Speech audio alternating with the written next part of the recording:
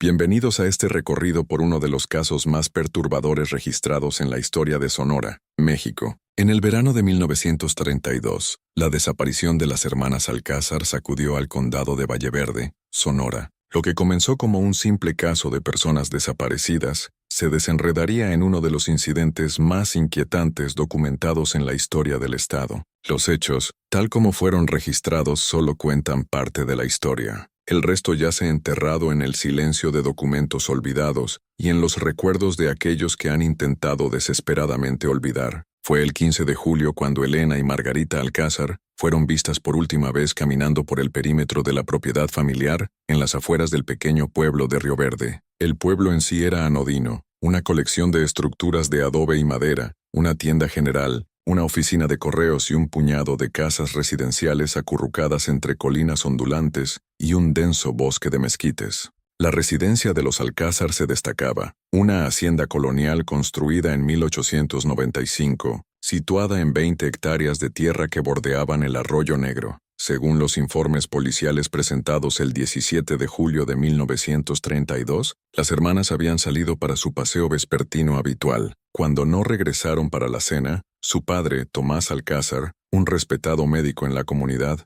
supuestamente registró la propiedad antes de alertar a los vecinos. Al caer la noche, se organizó un grupo de búsqueda, pero no arrojó resultados. La búsqueda oficial continuó por 4 semanas antes de ser abandonada formalmente. Lo que hace este caso particularmente inquietante no es solo la desaparición en sí, sino las circunstancias que la rodearon, el comportamiento inexplicable de la familia en los meses previos al evento, las declaraciones contradictorias de testigos y el hallazgo realizado en 1982, que arrojaría una luz completamente diferente sobre toda la narrativa. Antes de adentrarnos más en los detalles perturbadores de este caso, vale la pena notar que mucho de lo que sigue ha sido reconstruido a partir de fuentes fragmentadas, recortes de periódicos locales del Diario de Río Verde, declaraciones policiales, correspondencia personal entre miembros de la familia que surgió décadas después, y entrevistas realizadas con residentes sobrevivientes en 1977 por el historiador Dr. Javier Mendoza para su manuscrito nunca publicado, Tragedias olvidadas del México rural. La familia Alcázar había residido en Río Verde desde 1925, cuando Tomás Alcázar trasladó su práctica médica desde Hermosillo. Su esposa, Verónica,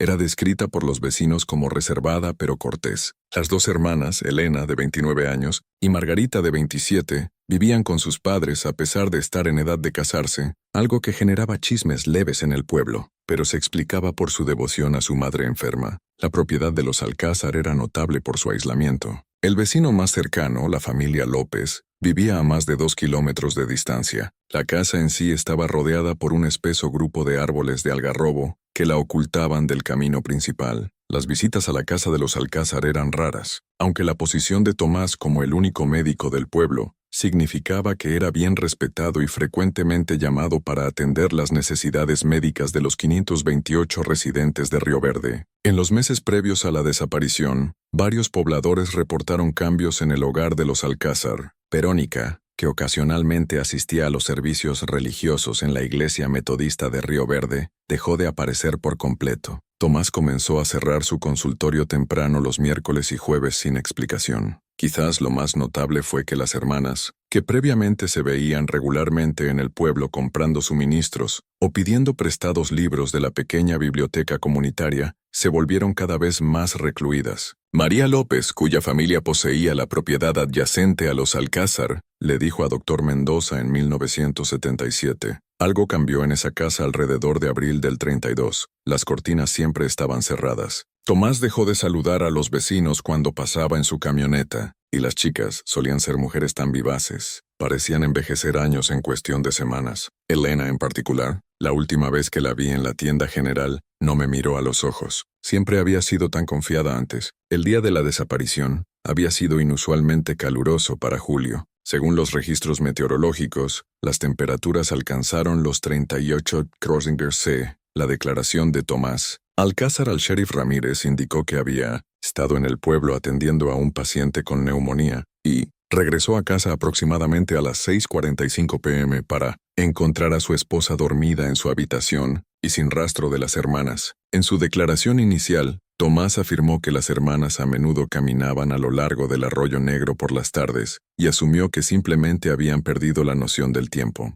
No fue hasta que cayó la oscuridad que se preocupó. Para las 10:15 p.m., había caminado hasta la residencia de los López para preguntar si habían visto a sus hijas. La búsqueda que siguió se centró inicialmente en el área del arroyo, con los locales especulando que quizás una hermana había caído al agua y la otra había intentado rescatarla. Sin embargo, el arroyo era poco profundo en julio, rara vez superando el metro de profundidad, lo que hacía improbable un ahogamiento para dos mujeres adultas. No se encontraron signos de lucha a lo largo de las orillas. No se recuperaron objetos personales, y los perros rastreadores traídos de la capital del estado perdieron el olor aproximadamente a 1 kilómetro de la casa, en un punto donde el camino de las hermanas se intersectaba con un viejo sendero de tala. Verónica Alcázar, postrada en cama con lo que Tomás describió como agotamiento nervioso, nunca fue entrevistada formalmente por las autoridades. Su ausencia de la investigación levantó pocas cejas en ese momento. Las mujeres de su posición a menudo eran protegidas de asuntos angustiantes, pero más tarde se convertiría en un punto de controversia entre aquellos que revisaron el caso. A principios de agosto, la desaparición de las hermanas Alcázar había sido relegada a menciones ocasionales en el diario de Río Verde. La teoría predominante se convirtió en que las hermanas habían dejado el pueblo voluntariamente, quizás para buscar oportunidades en una de las ciudades en crecimiento de México, o incluso para viajar al norte hacia Estados Unidos. Esta teoría fue respaldada por el propio Tomás Alcázar, quien a finales de agosto le dijo al sheriff Ramírez que había descubierto que faltaban algunas ropas y objetos personales de sus hijas, sugiriendo que habían empacado antes de irse. Esta explicación satisfizo a la mayoría de los residentes de Río Verde. El período posrevolucionario había visto a muchos jóvenes abandonar comunidades rurales en busca de oportunidades urbanas. Sin embargo, había inconsistencias que inquietaban a unos pocos observadores. Ninguna de las hermanas había accedido a sus modestas cuentas de ahorro en el pequeño banco de Río Verde. Ninguna estación de tren dentro de 80 kilómetros reportó haber vendido boletos a mujeres que coincidieran con su descripción. Y lo más desconcertante, ninguna había recogido los paquetes de pedido por correo que llegaron para ellas en la oficina de correos el 19 de julio, paquetes que Elena había mencionado específicamente que esperaba con ansias. Según la esposa del jefe de correos durante 3 años, la vida en Río Verde continuó. Tomás mantuvo su práctica médica, aunque se volvió cada vez más selectivo sobre qué pacientes atendería. Verónica rara vez era vista fuera de la casa. En octubre de 1935, los Alcázar vendieron su propiedad y se mudaron, supuestamente a Baja California por preocupaciones de salud de Verónica. La casa permaneció vacía por casi 2 años antes de ser comprada por la familia Martínez, quienes la poseerían hasta 1965. El caso podría haber sido olvidado por completo si no fuera por una tormenta severa en mayo de 1982, que causó daños significativos a la antigua propiedad de los Alcázar, entonces propiedad de una pareja jubilada llamada Ruiz. La tormenta arrancó de raíz uno de los masivos árboles de algarrobo que habían estado allí por generaciones cerca del borde oriental de la propiedad,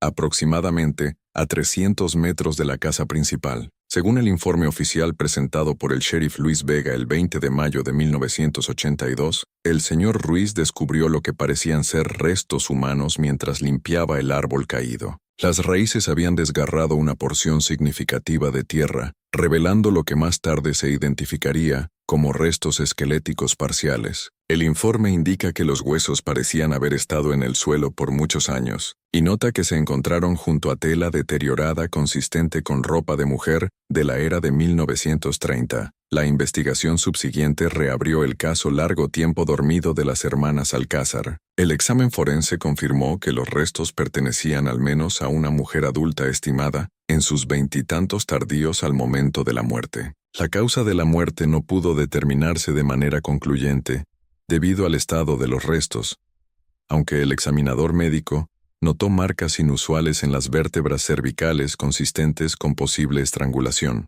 Quizás lo más perturbador fue el descubrimiento de una pequeña caja de metal enterrada junto a los restos. Dentro había un diario, cuyas páginas estaban en gran parte destruidas por décadas de exposición a los elementos. Sin embargo, Varios pasajes permanecían legibles, y la letra fue confirmada por antiguos vecinos como perteneciente a Elena Alcázar. Una de las pocas entradas completas fechada el 5 de junio de 1932, dice: la condición de madre empeora diariamente. Padre dice que el nuevo tratamiento ayudará, pero tengo mis dudas. La habitación del sótano está preparada. Margarita no lo sabe todavía. No puedo soportar decirle lo que he oído por las noches. Otro fragmento fechado el 10 de junio. Los sonidos desde abajo son insoportables. Padre dice que es necesario. Dice que madre necesita aislamiento completo para que el tratamiento funcione. Margarita ha comenzado a hacer preguntas. No le he dicho nada, pero sospecha de la puerta cerrada, las bandejas de comida que regresan intactas, la entrada legible final fechada el 13 de julio, solo 2 días antes de la desaparición. Encontré la llave. Esta noche, cuando padre salga para su reunión en el pueblo, Margarita y yo veremos por nosotras mismas. Sea lo que sea que esté pasando en esa habitación debe terminar. Estos fragmentos transformaron por completo la comprensión del caso. Las autoridades locales intentaron localizar a Tomás y Verónica Alcázar, solo para descubrir que Tomás había muerto en 1958 en Ensenada, Baja California. El destino de Verónica era menos claro. No se encontró certificado de defunción, y no existía registro de ella después de la partida de la familia de Río Verde. La investigación que siguió reveló varios hechos perturbadores que habían sido pasados por alto en 1932. Las credenciales médicas de Tomás Alcázar, que nunca habían sido cuestionadas durante su tiempo en Río Verde, resultaron imposibles de verificar. El sótano de la casa de los Alcázar, examinado en 1982, contenía una pequeña habitación con modificaciones inusuales, una puerta pesada con cerrojos externos y paredes que habían sido forradas con algún tipo de acolchado, ahora en gran parte podrido. Lo más revelador fueron las declaraciones de María López y otros vecinos que recordaban que Verónica Alcázar había comenzado a mostrar comportamiento inusual a finales de 1931. Tomás había explicado a amigos preocupados que su esposa sufría de histeria femenina y requería su cuidado especializado en casa. Nadie había visto a Verónica después de marzo de 1932, aunque Tomás aseguraba a la comunidad que se estaba recuperando lentamente bajo su atención constante. Enrique Sánchez, quien había trabajado brevemente como asistente en la práctica médica de Tomás a principios de 1932, proporcionó una declaración reveladora a los investigadores en 1982. El doctor Alcázar era muy secreto sobre la condición de su esposa. Mezclaba compuestos extraños en la habitación trasera, cosas que nunca había visto usadas en la práctica médica estándar. Una vez oí sonidos desde la maleta del doctor, como viales de vidrio chocando, y se agitó mucho cuando lo mencioné. Me despidió la semana siguiente sin explicación. La investigación no pudo determinar de manera concluyente si los restos encontrados pertenecían a Elena o Margarita Alcázar, ni pudo localizar los restos de la segunda hermana. El caso oficialmente permanece sin resolver, clasificado como un homicidio sospechoso, sin posibilidad de enjuiciamiento debido a la presunta muerte de todas las partes involucradas. ¿Qué sucedió en la casa de los Alcázar durante esos meses de primavera de 1932? La teoría predominante desarrollada por investigadores en 1982 y expandida por la criminóloga doctora Isabel Rivera en su análisis de 1983, Sombras domésticas, crímenes ocultos en el México rural, sugiere un escenario perturbador. Rivera plantea que Verónica Alcázar pudo haber sufrido de una condición mental o física legítima, que su esposo intentó tratar usando métodos no ortodoxos, posiblemente experimentales. La habitación del sótano, sugiere, era una instalación de tratamiento improvisada que evolucionó en una prisión. Las hermanas, al descubrir la condición de su madre, amenazaron con exponer las actividades de Tomás. El perfil psicológico que emerge, escribe Rivera, es el de un hombre cuya identidad profesional estaba inextricablemente ligada a su capacidad para curar a su esposa. Cuando los tratamientos convencionales fallaron, probablemente recurrió a medidas más extremas, posiblemente influenciado por las prácticas psiquiátricas controvertidas de la era, como terapias de aislamiento forzoso o inyecciones experimentales con sustancias no reguladas. El descubrimiento de las hermanas representaba una amenaza inmediata tanto para su posición profesional como para su libertad. Si Verónica ya estaba muerta para julio de 1932, permanece desconocido. Los fragmentos del diario sugieren que estaba viva pero en angustia. Una teoría propone que Tomás asesinó a una hermana, probablemente Elena, basada en la propiedad del diario, y obligó a Margarita a asistir en el entierro antes de deshacerse de ella también. Una alternativa sugiere que Tomás pudo haber convencido a Margarita de que la muerte de Elena fue un accidente, manteniendo el control sobre ella a través de manipulación o amenazas hasta que dejaron Río Verde, momento en el que Margarita pudo haber encontrado un destino similar. Para extender esta especulación, imaginemos el terror que debió sentir Margarita en esos días posteriores. Obligada a actuar con normalidad en el pueblo, comprando suministros como si nada hubiera pasado, mientras sabía que su hermana yacía enterrada a pocos metros de la casa. Quizás Tomás la vigilaba constantemente, recordándole con miradas sutiles o palabras susurradas que su silencio era la única garantía de supervivencia. El caso Alcázar ejemplifica cómo el aislamiento rural puede ocultar tragedias en una pequeña comunidad donde la palabra de un doctor rara vez era cuestionada, donde las condiciones nerviosas de las mujeres eran aceptadas sin escrutinio, y donde la desaparición de mujeres adultas podía explicarse como una partida voluntaria. La verdad permaneció enterrada literalmente por décadas. La propiedad cambió de manos varias veces después del descubrimiento de 1982. Los locales reportan que ningún dueño ha permanecido más de 6 años. La casa en sí fue demolida en 1987, después de repetidos intentos fallidos de venderla. Hoy la tierra permanece sin desarrollar, un espacio vacío conspicuo entre el área por lo demás poblada que Río Verde ha become. En 1984, se colocó una piedra conmemorativa en el cementerio de Río Verde para Elena y Margarita Alcázar, aunque no hay restos enterrados allí. Los residentes locales ocasionalmente dejan flores, un reconocimiento tardío del fracaso de la comunidad para proteger a 2 de sus miembros. El aspecto más inquietante del caso Alcázar es quizás no lo que sabemos, sino lo que permanece desconocido. El contenido completo del diario de Elena, el destino de Verónica Alcázar, las circunstancias exactas de los momentos finales de las hermanas. Estos detalles están perdidos en el tiempo, enterrados tan efectivamente como los restos debajo del árbol de algarrobo. Doctora Rivera, en la conclusión de su análisis, ofrece esta reflexión sobria. Las paredes de la casa Alcázar contenían secretos que la comunidad eligió no ver. Esta ceguera voluntaria, este acuerdo colectivo para aceptar la explicación más simple, en lugar de confrontar la posibilidad de horror en su medio, permitió a Tomás Alcázar literalmente salirse con la suya en un asesinato. Los archivos del caso, incluyendo fotografías de los restos y los fragmentos del diario, fueron archivados en los registros de la Policía Estatal de Sonora en 1983. Un incendio en el Departamento de Registros en 1984 destruyó muchos de estos materiales, dejando solo fotocopias de documentos selectos. El manuscrito de Dr. Mendoza, que contenía la colección más completa de declaraciones de testigos, nunca fue publicado debido a su muerte repentina en 1979. Sus notas de investigación fueron donadas a los archivos históricos de la Universidad de Sonora, pero se reportaron perdidas durante una reubicación del departamento en 1980. Este patrón de evidencia perdida ha llevado a algunos a sugerir que la verdad completa del caso Alcázar fue deliberadamente oscurecida. Aunque no hay evidencia concreta de tal conspiración, el timing es ciertamente conveniente para cualquiera que pudiera haber deseado que el caso permaneciera sin resolver. Para profundizar en esta idea, consideremos las posibles motivaciones. Quizás influyentes locales, amigos de Tomás o incluso familiares lejanos, temieran que una investigación plena revelara conexiones más amplias con prácticas médicas cuestionables en la región, exponiendo una red de negligencia que iba más allá de una sola familia.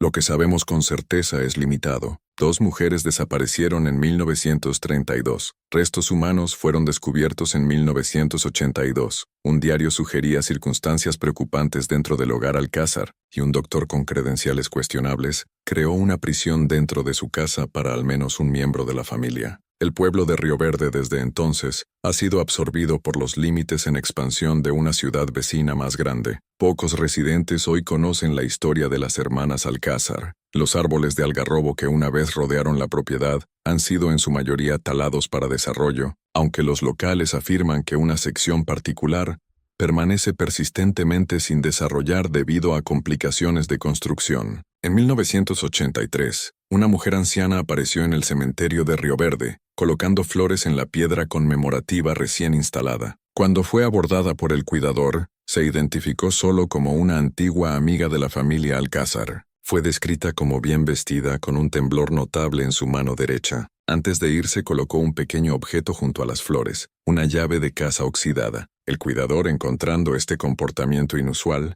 anotó la placa de su auto y lo reportó al sheriff Vega, quien descubrió que el carro estaba registrado a nombre de una Margarita Ruiz de Tijuana, Baja California. Los investigadores viajaron a la dirección listada, pero encontraron la casa vacía. Los vecinos reportaron que una mujer anciana había vivido allí brevemente, pero se había mudado repentinamente la semana anterior, sin dejar dirección de reenvío. La investigación sobre si esta mujer podría haber sido Margarita Alcázar, de alguna manera habiendo sobrevivido a los eventos de 1932, nunca se concluyó, ya que los recursos fueron desviados a casos más urgentes. La posibilidad de que Margarita Alcázar sobreviviera, quizás coaccionada a asumir una nueva identidad y viviendo con el conocimiento de lo que le pasó a su hermana y madre, añade otra capa de horror a un caso ya perturbador. Si ella era de hecho la mujer en el cementerio, ¿qué la impulsó a regresar después de casi 50 años de silencio? ¿Y por qué desapareció de nuevo tan rápidamente? En ausencia de respuestas definitivas, el caso Alcázar se ha convertido en una advertencia sobre la oscuridad que puede existir detrás de fachadas respetables. Tomás Alcázar, por todos los relatos, era una figura confiable en Río Verde, un médico que tenía la salud de la comunidad en sus manos. Que tal hombre pudiera, potencialmente, orquestar el encarcelamiento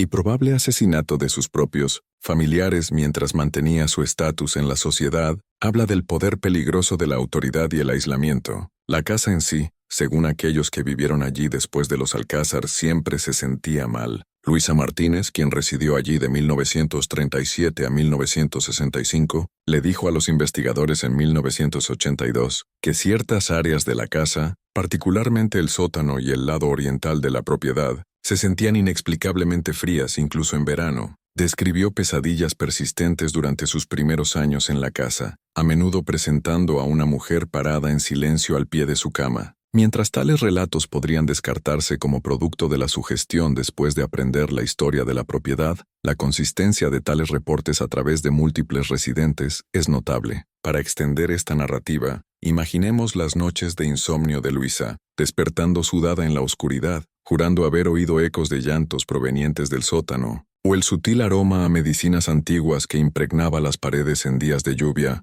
como si la casa misma reteniera los recuerdos de lo ocurrido. La familia Ruiz, que descubrió los restos, ya había planeado vender la propiedad antes del hallazgo, citando una atmósfera opresiva que había afectado su sueño y bienestar general desde que se mudaron. El árbol de algarrobo que ocultó los restos de Elena Alcázar por 50 años fue estimado en aproximadamente 45 años de edad cuando cayó, sugiriendo que había sido plantado poco después del entierro, quizás un intento deliberado de Tomás para marcar u ocultar el sitio. La ubicación, relativamente distante de la casa pero aún dentro de los límites de la propiedad, indica premeditación en lugar de pánico. La profundidad superficial del entierro sugiere prisa, pero la inclusión del diario, que directamente implicaba a Tomás, permanece desconcertante. ¿Fue un descuido?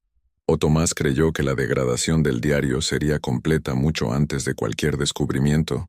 Si es que alguna vez ocurría. Para explorar este enigma más a fondo, consideremos la psicología detrás. Quizás Tomás, en su arrogancia médica, subestimó el paso del tiempo y la curiosidad humana, o tal vez el diario fue colocado allí por Margarita en un acto sutil de rebelión, un mensaje en una botella para el futuro. La teoría más completa de los eventos, reconstruida por Dra. Rivera y complementada por la investigación del sheriff Vega, sugiere el siguiente cronograma. Verónica Alcázar comenzó a exhibir síntomas de una condición no identificada a finales de 1931. Tomás, quizás inicialmente por genuina preocupación, comenzó a tratarla en casa a medida que su condición deterioraba o sus tratamientos causaban más daño. Convirtió la habitación del sótano en un espacio de confinamiento, efectivamente encarcelando a su esposa bajo el pretexto de necesidad médica. Las hermanas, inicialmente aceptando la explicación de su padre, se volvieron sospechosas a medida que pasaban los meses sin mejora en la condición de su madre. Elena descubrió evidencia de tratamientos cuestionables o quizás confirmó que Verónica estaba siendo maltratada. Documentó sus preocupaciones en su diario y planeó con Margarita investigar más en ausencia de Tomás. En o alrededor del 15 de julio de 1932, las hermanas probablemente confrontaron a su padre con lo que habían descubierto.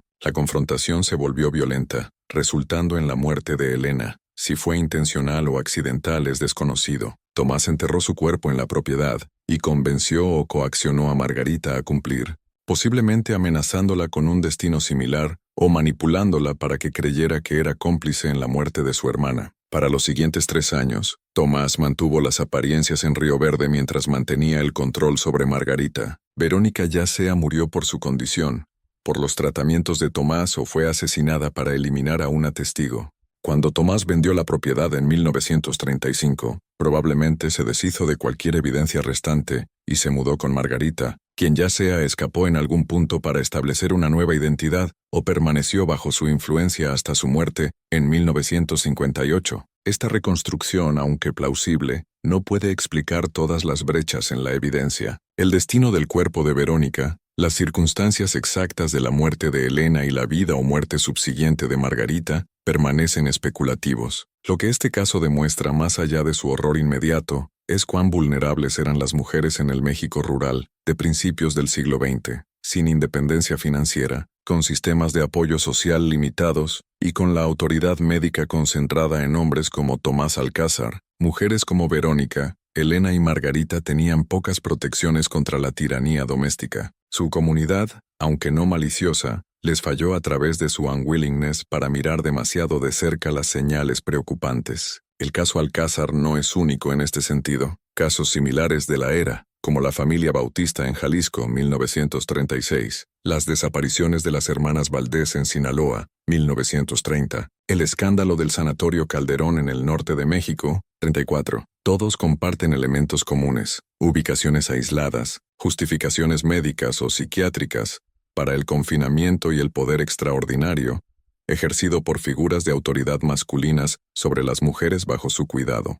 Lo que distingue al caso Alcázar es la posibilidad tentadora de que una hermana haya sobrevivido, cargando con la carga del conocimiento por décadas antes de hacer una breve aparición críptica en el memorial de su hermana. Si la mujer en el cementerio en 1983 era de hecho Margarita Alcázar, habría tenido aproximadamente 78 años, ciertamente dentro del ámbito de lo posible. Su desaparición siguiente a la visita al cementerio sugiere ya sea una elección deliberada para mantener su anonimato, o más preocupantemente, intervención externa para mantener el estatus no resuelto del caso. La tierra donde una vez estuvo la casa Alcázar permanece vacía hasta el día de hoy. El desarrollo local la ha rodeado, dejando un espacio vacío conspicuo entre vecindarios por lo demás desarrollados. En 1988, una propuesta para construir un pequeño parque en el sitio fue abandonada después de que múltiples trabajadores de construcción reportaran fallos de equipo y accidentes inusuales. Aunque probablemente coincidental, tales eventos han contribuido a la reputación ominosa de la propiedad.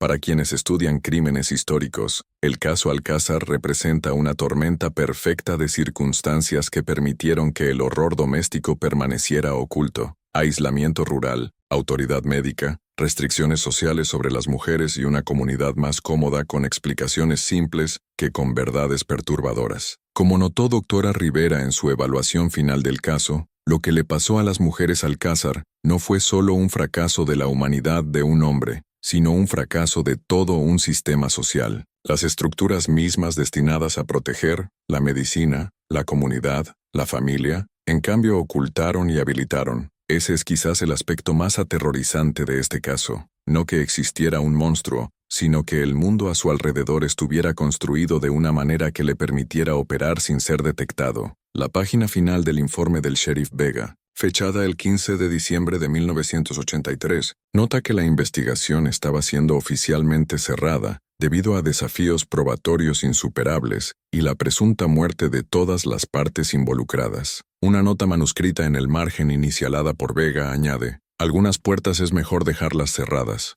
Que Dios tenga misericordia de sus almas. El caso Alcázar nos recuerda que los horrores más profundos a menudo ocurren no en incidentes aislados de violencia, sino en traiciones íntimas sostenidas detrás de puertas cerradas. Nos obliga a considerar cuántos casos similares pudieron haber ocurrido, y aún ocurren en lugares donde el aislamiento y la autoridad crean condiciones perfectas para el ocultamiento. Hoy, los árboles de algarrobo que una vez rodearon la propiedad Alcázar se han ido, la casa demolida, la evidencia física en gran parte perdida en el tiempo. Sin embargo, algo del caso persiste en la memoria local. Los residentes aún evitan el lote vacío después del anochecer. Los padres instintivamente guían a sus hijos lejos de sus límites, y ocasionalmente visitantes al cementerio de Río Verde reportan ver a una mujer anciana parada en silencio ante la piedra conmemorativa, aunque desaparece cuando se acercan. Si tales avistamientos son genuinos o meramente el producto de una comunidad, aún procesando un trauma de décadas, es imposible determinar. Lo que permanece cierto es que debajo de la superficie, de incluso las comunidades más ordinarias en apariencia, la oscuridad puede echar raíces y florecer cuando nadie está dispuesto a mirar demasiado de cerca los silencios, las ausencias y las explicaciones convenientes que no encajan del todo con los hechos. Las hermanas Alcázar desaparecieron en una cálida tarde de verano en 1932. Una fue encontrada décadas después debajo de un árbol de algarrobo plantado para ocultar su tumba. La otra vanished en la historia, quizás sobreviviendo para visitar brevemente el memorial de su hermana antes de desaparecer de nuevo. El destino de su madre permanece desconocido, y el hombre responsable probablemente vivió sus días en libertad, la extensión completa de sus acciones conocida solo por él. En 1976, 6 años antes de la tormenta que desenterraría los restos de Elena Alcázar, un estudiante de periodismo de la Universidad de Sonora llamado Roberto Chávez visitó Río Verde como parte de un proyecto documentando historias de pueblos pequeños a través del estado. Durante su investigación, entrevistó a varios residentes ancianos, incluyendo a Sofía Ramírez, la viuda de 88 años del sheriff Ramírez, quien había manejado el caso original de desaparición. Según las notas de Chávez que fueron descubiertas entre los papeles de Dr. Mendoza, la señora Ramírez compartió un detalle que su esposo nunca incluyó en informes oficiales. La noche en que las chicas desaparecieron, recordó: mi esposo llegó a casa pasada la medianoche, pálido como un fantasma. Había estado buscando con los otros, ¿ves? Me dijo que había ido a hablar con el doctor Alcázar, solo para obtener más detalles sobre cuándo exactamente había visto por última vez a sus hijas. Dijo que cuando se acercó a la casa, todas las luces estaban apagadas excepto una en el sótano. Miró a través de la ventana un pequeño rectángulo a nivel del suelo y vio al doctor arrodillado en el piso, frotando algo. Mi esposo tocó a la puerta principal, y cuando el doctor respondió, llevaba ropa diferente a la que mi esposo le había visto por la ventana. Sus manos estaban rojas y crudas, como si las hubiera lavado con jabón fuerte. Mi esposo nunca puso eso en su informe. Dijo que no tenía prueba de nada, solo una sensación de que algo no estaba bien. Este relato, nunca corroborado y considerado rumor por los investigadores en 1982, no obstante añade otra capa perturbadora al caso. Si es preciso, sugiere que el sheriff Ramírez pudo haber albergado sospechas sobre Tomás Alcázar desde el principio, pero le faltó la evidencia o quizás la voluntad para perseguirlas. Otro pedazo tentador de evidencia surgió en 1980 cuando renovaciones en la oficina de correos de Río Verde desenterraron una carta que había caído detrás de un gabinete de clasificación décadas antes. El sobre, dirigido a la Junta Médica Estatal de Sonora y con el nombre de Elena Alcázar como remitente, estaba matasellado el 14 de julio de 1932, el día antes de que las hermanas desaparecieran. La carta en sí faltaba, presumiblemente removida del sobre antes de que se perdiera, pero su existencia plantea preguntas sobre qué podría haber estado intentando reportar Elena. En sus notas, Dr. Mendoza especuló que Elena pudo haber estado preparando exponer las prácticas médicas cuestionables de su padre o el tratamiento de su madre. Si Tomás descubrió esta carta antes de que fuera enviada, o aprendió que una carta similar ya había sido enviada, podría haber proporcionado el catalizador para la violencia. La investigación oficial en 1982 también descubrió transacciones financieras inusuales en los registros bancarios de Tomás Alcázar. En mayo y junio de 1932, hizo varios retiros grandes de su cuenta en el Banco de Río Verde. Los fondos nunca fueron depositados en otro lugar, según los registros disponibles. Una teoría sugiere que Tomás se estaba preparando para una posible necesidad de huir, convirtiendo activos en efectivo que no pudiera rastrearse. Otra posibilidad es que el dinero se usara para comprar suministros o equipo relacionado con el tratamiento de su esposa, ítems que no querría asociar con su práctica médica. Para expandir esta línea de pensamiento, imaginemos los riesgos que Tomás tomaba. Quizás contactó proveedores clandestinos en ciudades cercanas, obteniendo drogas experimentales o instrumentos no aprobados, todo mientras mantenía una fachada de normalidad en el pueblo,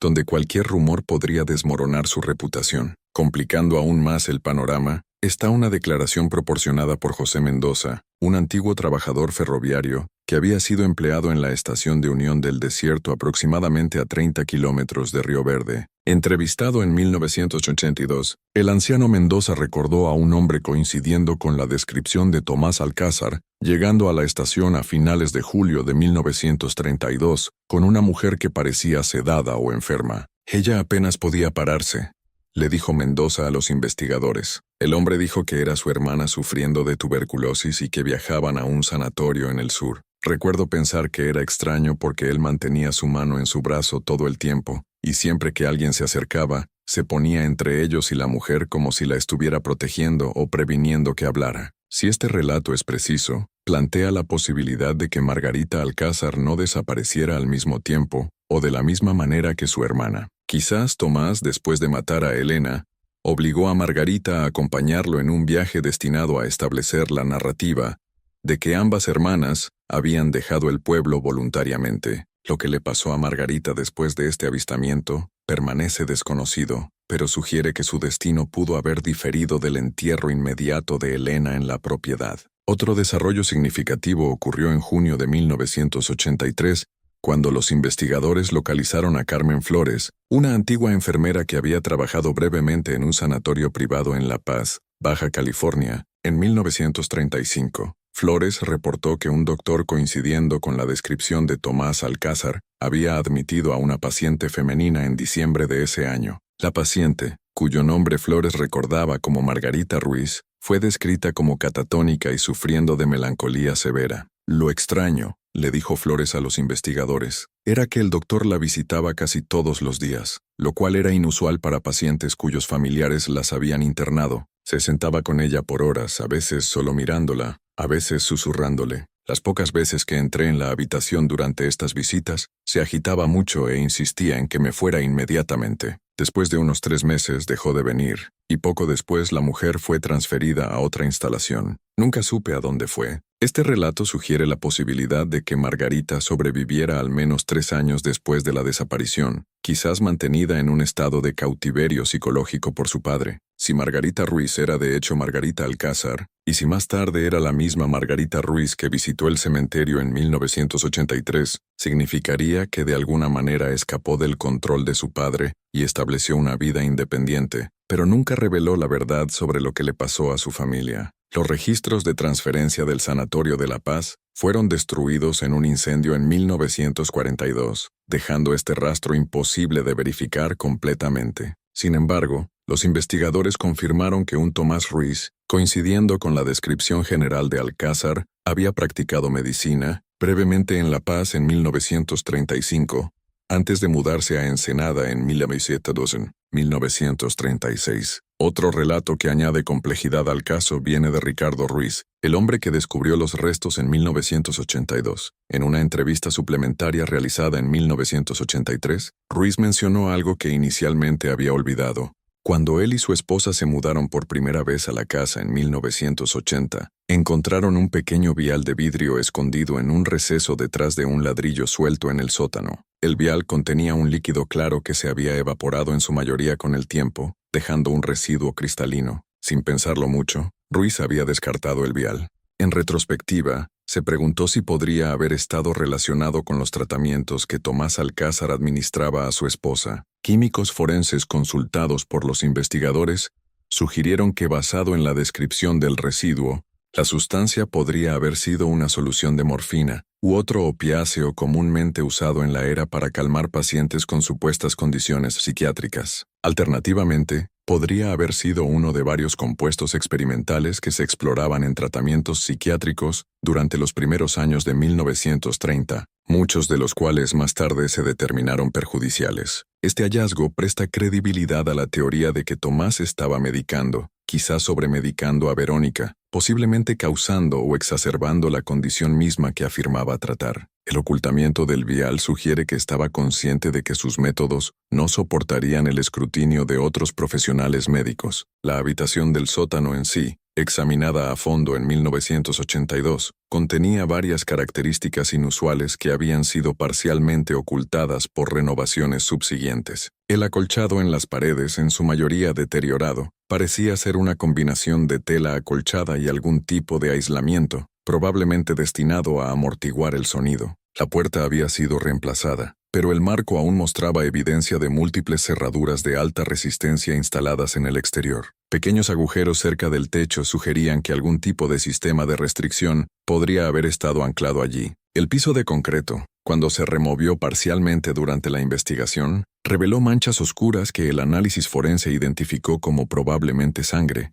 Aunque la edad de las manchas hacía imposible una identificación más específica, estos detalles pintan un cuadro perturbador de un espacio diseñado no meramente para aislamiento, sino para confinamiento forzado, una celda de prisión disfrazada de habitación de tratamiento. Si su ocupante principal era Verónica, como sugiere el diario de Elena, o si más tarde albergó a una o ambas hermanas, permanece especulativo. Para enriquecer esta descripción, imaginemos el eco de pasos en ese sótano, el crujido de la puerta pesada al cerrarse, el olor persistente a desinfectantes y miedo, elementos que debieron impregnar el aire durante meses, creando un ambiente de terror constante para quien estuviera atrapada allí. En noviembre de 1983, una pieza final del rompecabezas surgió cuando un comerciante de antigüedades en Ensenada contactó a las autoridades de Sonora. El comerciante había comprado el contenido de una unidad de almacenamiento que había sido abandonada después de que su arrendatario, un Tomás Ruiz, muriera en 1958. Entre los ítems estaba una maleta médica de cuero conteniendo varios diarios. Uno de estos, datando de 1931 a 1936, parecía ser un registro de tratamiento para una paciente identificada solo como Bea. Las entradas describían una condición nerviosa no especificada, que progresivamente empeoraba a pesar de, o quizás por, los tratamientos administrados. Las entradas tempranas muestran un desapego clínico, pero a medida que el diario avanza, la escritura se vuelve más errática, con pasajes sugiriendo que el doctor veía la condición de su paciente como una afrenta personal a sus habilidades médicas. Las entradas finales datadas en junio de 1932 contienen declaraciones perturbadoras como paciente resiste todos los tratamientos convencionales, enfoque más agresivo necesario, aislamiento completo y régimen terapéutico avanzado comenzará mañana. No seré derrotado por su debilidad. El diario no contenía entradas sobre Elena o Margarita directamente, aunque varios pasajes aludían a interferencias y simpatías equivocadas que estaban obstaculizando el proceso de tratamiento. La página final contenía una sola oración fechada el 16 de julio de 1932. Todos los obstáculos removidos. El tratamiento ahora puede proceder sin interrupción. El análisis de escritura confirmó que el diario fue escrito por la misma mano que había firmado las declaraciones de Tomás Alcázar al sheriff Ramírez en 1932. Este documento proporcionó la evidencia más fuerte hasta entonces del estado mental declinante de Tomás y sus posibles motivaciones para la violencia contra su familia. El comerciante de antigüedades también reportó encontrar una colección de fotografías en la unidad de almacenamiento, incluyendo varias de una mujer joven que parecía estar en sus 20 tardíos, tomadas en varios lugares a través del noroeste de México, entre 1936 y 1958. Aunque la identidad de la mujer no pudo establecerse de manera concluyente, los investigadores creían que tenía un fuerte parecido con Margarita Alcázar, basado en fotografías anteriores. En algunas de las imágenes posteriores, la mujer parecía saludable y estaba sonriendo, a veces en compañía de otros, sugiriendo que pudo haber establecido alguna forma de vida normal. Este descubrimiento llevó a una nueva teoría. Quizás Margarita había sido inicialmente coaccionada a irse con su padre, posiblemente a través de una combinación de manipulación, amenazas y medicación. Con el tiempo, Pudo haber desarrollado síndrome de Estocolmo o de otra manera acomodado a su situación, eventualmente ganando suficiente libertad para funcionar en la sociedad, mientras mantenía la ficción de ser la hija o hermana de Tomás Ruiz. Después de su muerte en 1958, podría haber sido finalmente capaz de establecer independencia completa, explicando su aparición como Margarita Ruiz en Tijuana décadas después. Si esta teoría es correcta, Margarita Alcázar vivió una doble vida por décadas, exteriormente libre, pero interiormente cautiva del conocimiento de lo que había sucedido a su madre y hermana, y quizás del miedo a su padre, incluso después de su muerte. Su breve aparición en la piedra conmemorativa en 1983, seguida de su reubicación inmediata, sugiere que pudo haber estado buscando cierre, mientras aún temía la exposición u otras consecuencias de su pasado. El caso Alcázar fue oficialmente cerrado en diciembre de 1983, con la mayoría de los involucrados en los eventos originales presumidos fallecidos. El informe final del sheriff Vega concluyó: aunque evidencia circunstancial sustancial sugiere actividad criminal por parte de Tomás Alcázar en relación con la desaparición y probable muerte de Elena Alcázar y el tratamiento cuestionable de Verónica Alcázar, evidencia forense insuficiente existe para determinar la naturaleza exacta y extensión de estos crímenes. La potencial supervivencia de Margarita Alcázar como Margarita Ruiz presenta una teoría convincente, pero ultimately no probada. Este departamento considera la investigación completa, salvo la emergencia de nueva evidencia o el testimonio voluntario de Margarita Ruiz, si ella es de hecho Margarita Alcázar. En las décadas desde que la investigación cerró, el caso Alcázar ha resurgido ocasionalmente en estudios académicos de crímenes históricos y en la memoria colectiva de la región. Un libro de 1993 del criminólogo Eduardo Blanco, Las hijas del doctor, Medicina y asesinato en el México rural, dedicó un capítulo al caso, trazando paralelos entre Tomás Alcázar y otros practicantes médicos que abusaron de su autoridad en comunidades aisladas. La investigación de Blanco descubrió contexto adicional sobre las prácticas médicas de la era que arrojan luz sobre las posibles motivaciones y métodos de Tomás. Los primeros años de 1930 representaban un periodo transicional en el tratamiento psiquiátrico, cuando enfoques tradicionales de terapia moral daban paso a intervenciones biológicas más invasivas. Hidroterapia, terapia de choque con insulina y formas tempranas de psicocirugía estaban ganando prominencia,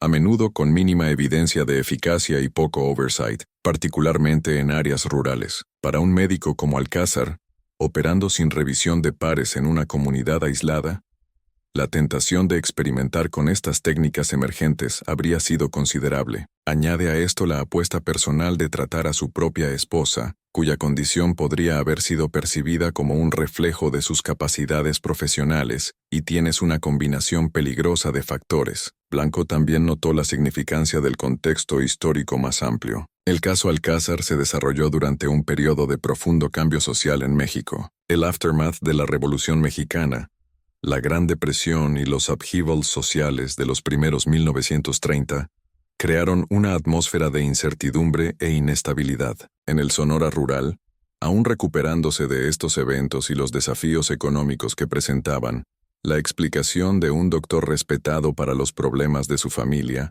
habría sido aceptada sin mucho escrutinio. Los disturbios en Hermosillo de 1932, ocurriendo solo semanas antes de la desaparición de las hermanas Alcázar, a menos de 150 kilómetros, habían dominado la atención y recursos regionales. El sheriff Ramírez, como muchos oficiales de ley en el área, había sido llamado para asistir con el aftermath de los disturbios, potencialmente explicando su capacidad limitada para investigar a fondo las desapariciones cuando ocurrieron. En 1997, trabajadores de construcción preparando la propiedad vacía de los Alcázar para desarrollo hicieron otro descubrimiento perturbador. Mientras excavaban para una fundación cerca de donde la casa original había estado, desenterraron un pequeño contenedor de metal enterrado aproximadamente a 1.5 metros bajo tierra. Dentro había una colección de ítems personales, un cepillo de cabello de plata para mujer con las iniciales BA grabadas en el mango, una alianza de boda y varias páginas de lo que parecía ser un diario, aunque el daño por agua había vuelto la mayoría del texto ilegible. Un pasaje parcialmente legible decía: «Esto no puede continuar así. Los tratamientos empeoran. Él cree que puede curarme, pero temo en qué se está convirtiendo». Si alguien encuentra esto, por favor sepa. El resto del texto se perdió por daño de agua, pero la implicación era clara. Verónica Alcázar había intentado crear un registro de sus experiencias, quizás anticipando que no podría compartirlas directamente. La ubicación del contenedor, enterrado a una profundidad que requeriría esfuerzo deliberado, sugiere que pudo haber convencido a alguien para esconderlo por ella, posiblemente una de sus hijas, o logrado enterrarlo ella misma durante un raro momento de libertad. Este descubrimiento renovó el interés en el caso brevemente, aunque añadió poca información concreta a lo que ya se sabía o sospechaba. La propiedad permaneció sin desarrollar, con la compañía de construcción abandonando el proyecto poco después del descubrimiento, citando problemas de financiamiento, aunque rumores locales sugerían que los trabajadores se habían negado a continuar después de una serie de fallos inexplicables de equipo y accidentes. En 2009, la historiadora María Mendoza, hija de Dr. Javier Mendoza, publicó el manuscrito inacabado de su padre con investigación adicional propia, Tragedias olvidadas.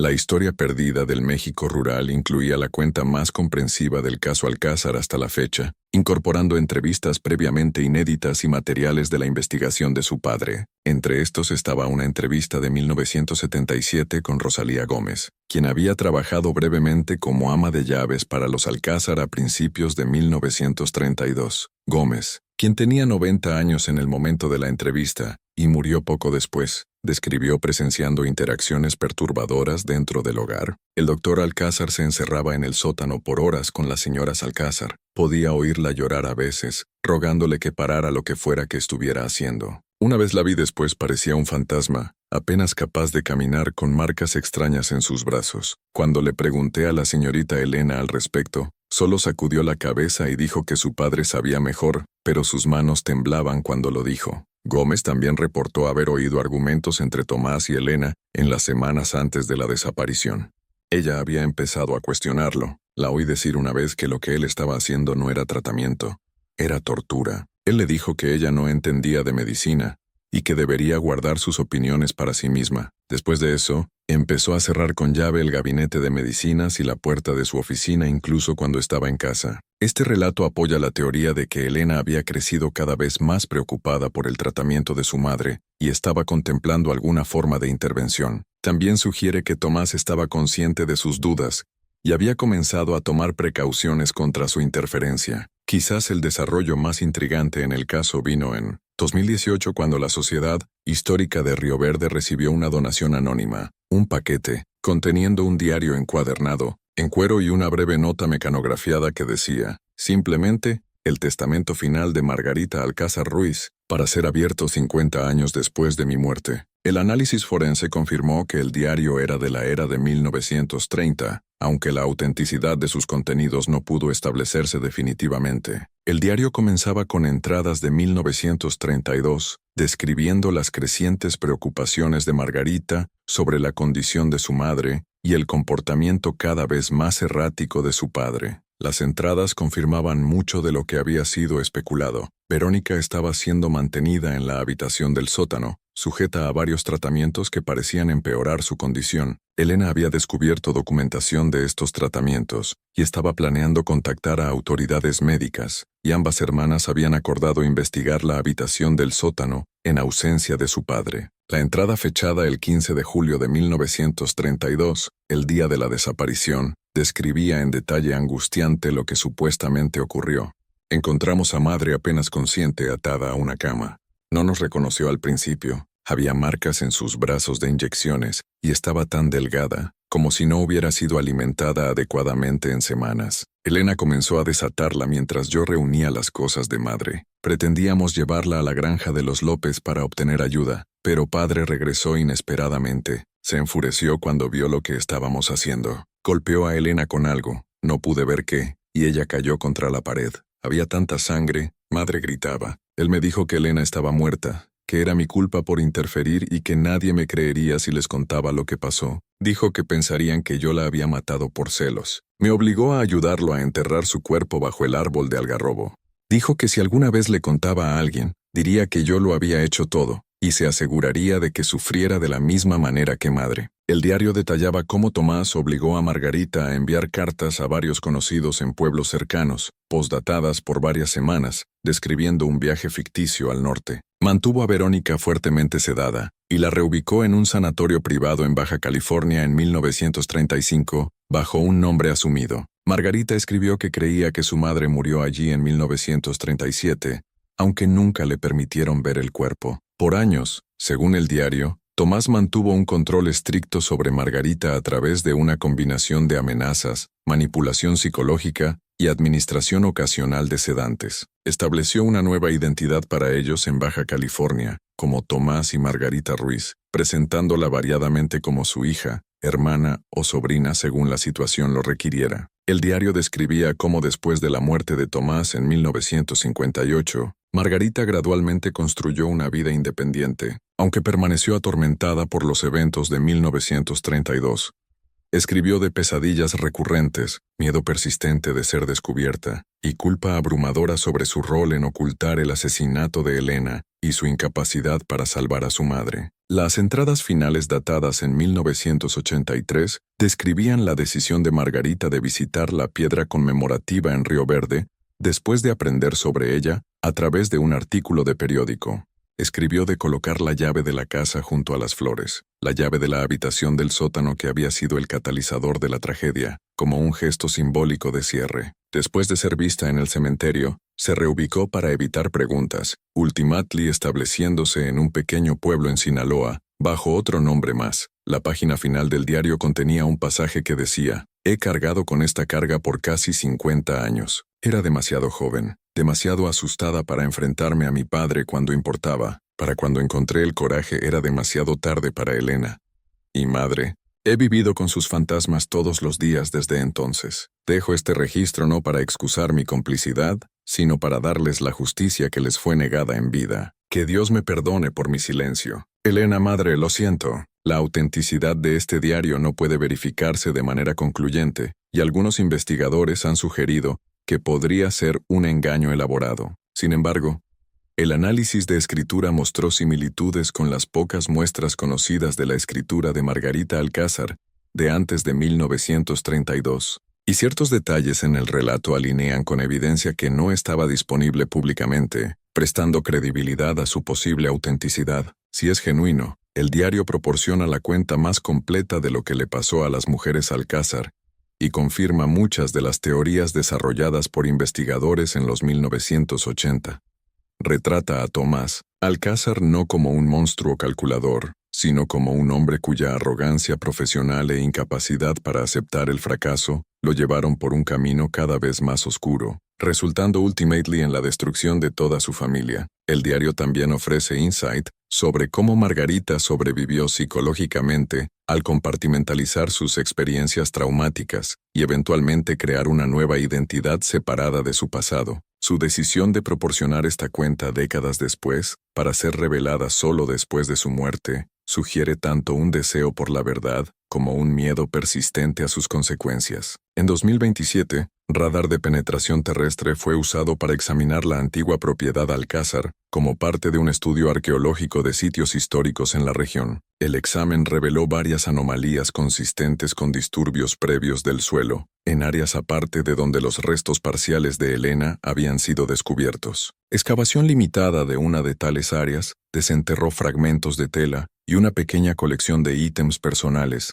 incluyendo un medallón de plata conteniendo una fotografía descolorida de lo que parecía ser Verónica y sus hijas, pero no restos humanos adicionales. Este hallazgo planteó la posibilidad de que Tomás pudiera haber enterrado a Verónica en algún lugar de la propiedad también, aunque sus restos nunca han sido encontrados. Alternativamente, como sugerido en el supuesto diario de Margarita Ruiz, Verónica pudo haber muerto en Baja California y sido enterrada allí bajo un nombre asumido. El caso Alcázar, ahora con casi un siglo de antigüedad, continúa resonando porque ejemplifica cómo el poder, el aislamiento y las expectativas sociales pueden crear condiciones perfectas para horrores ocultos. En una comunidad donde la palabra de un doctor era ley, donde las preocupaciones de salud de las mujeres a menudo eran descartadas como histeria, y donde los asuntos familiares se consideraban estrictamente privados, Tomás Alcázar fue capaz de encarcelar, experimentar sobre y ultimately destruir a su familia,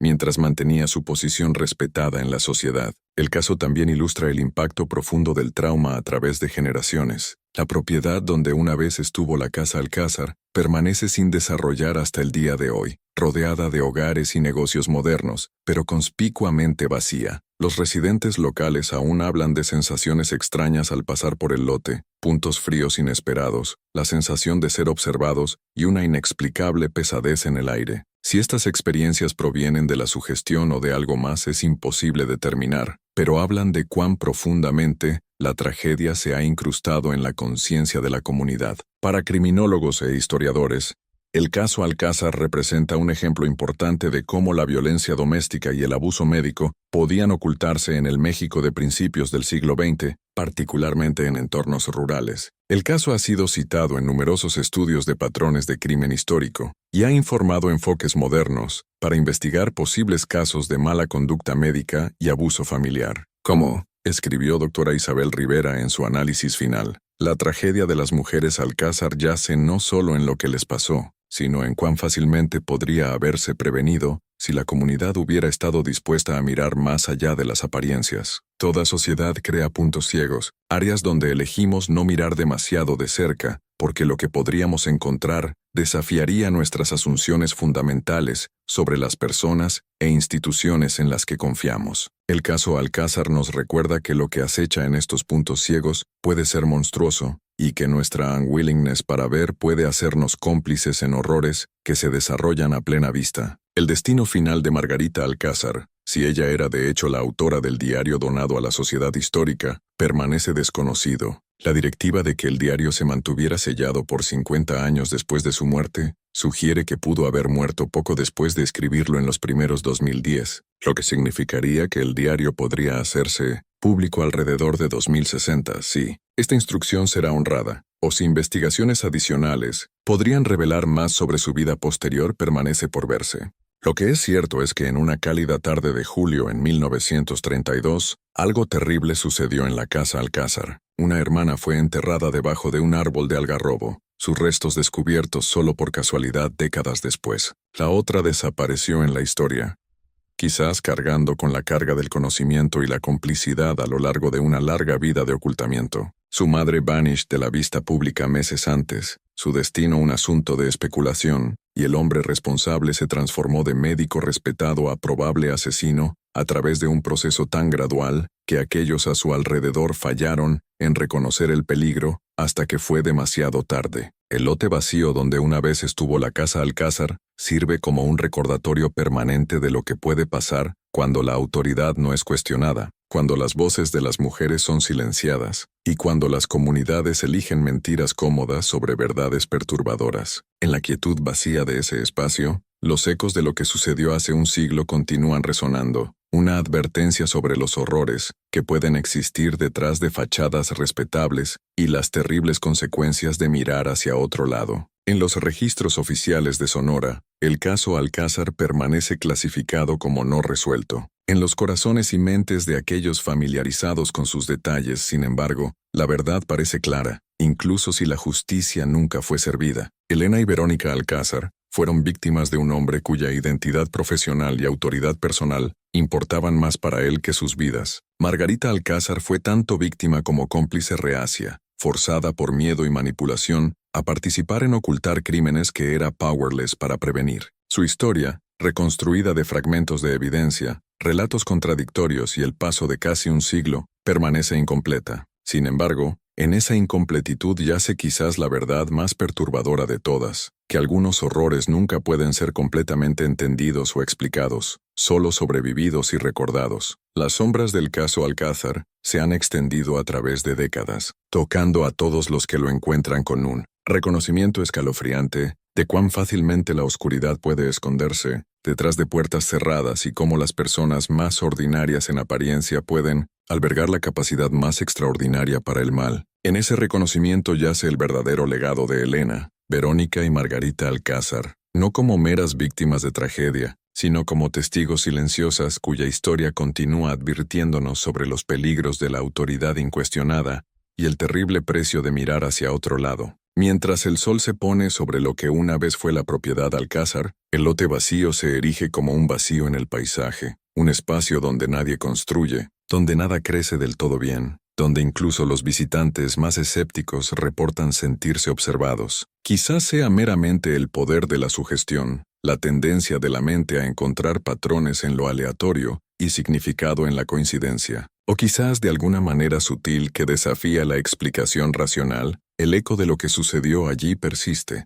Un recordatorio de que algunas heridas nunca sanan verdaderamente, algunas historias nunca terminan del todo, y algunos silencios hablan más alto que las palabras jamás podrían. Las hermanas Alcázar desaparecieron en una cálida tarde de verano en 1932. Lo que sucedió después ha sido reconstruido de fragmentos de evidencia, testimonios contradictorios y las revelaciones lentas del tiempo. Su historia nos recuerda que los monstruos más terroríficos no son criaturas sobrenaturales, sino personas ordinarias cuya oscuridad pasa desapercibida hasta que es demasiado tarde. Y quizás lo más perturbador, nos obliga a considerar cuántas historias similares permanecen enterradas, sus víctimas olvidadas, sus perpetradores impunes, sus verdades nunca contadas. En las palabras atribuidas a Margarita Alcázar en su supuesto testamento final, la peor prisión no está hecha de barras y cerraduras, sino de silencio y miedo. Escapé de la casa, pero nunca la dejé atrás verdaderamente. Algunas puertas, una vez abiertas, nunca pueden cerrarse de nuevo.